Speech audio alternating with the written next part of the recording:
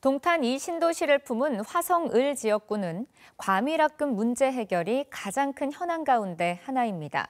본 후보에 등록한 3명의 후보가 각각 학교 과밀 문제에 대해 해결책을 내놨는데요. 후보마다 각자 다른 해법을 제시하면서 표심이 누구를 향할지가 관건입니다. 보도에 김성원 기자입니다.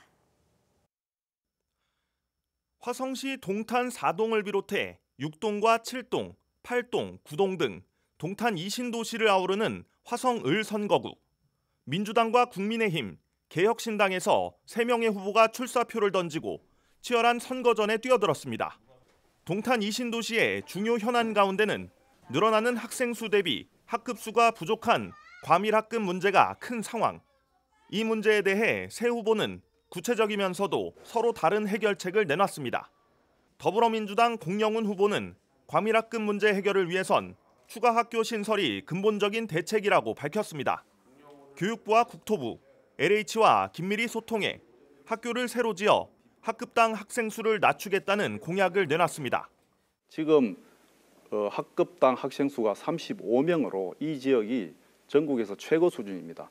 저는 우선 이 숫자를 27명 수준으로 낮추는 것을 목표로 하고 있습니다. 저는 우선 여기에서 2개를 더해서 모두 6개 학교를 우선 응급조치로라도 빨리 확보해서 건축하는데 우선 역점을 쏟겠습니다.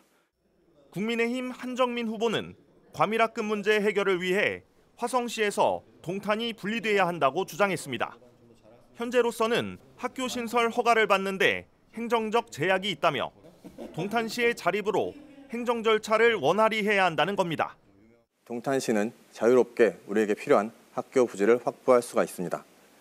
또한 화성 오산교육청으로 묶여있는 것을 동탄시에서 동탄시 교육지원청으로 분할하게 되면 우리 아이들에게 필요한 행정적인 지원을 원활하게 할 수가 있습니다. 저는 동탄시 승격을 통해서 우리에게 필요한 학교를 우리 내부에서 만들고 개혁신당 이준석 후보는 장기적 인구 증감 통계를 살폈을 때 학교를 짓는 것만이 해법은 아니라고 밝혔습니다.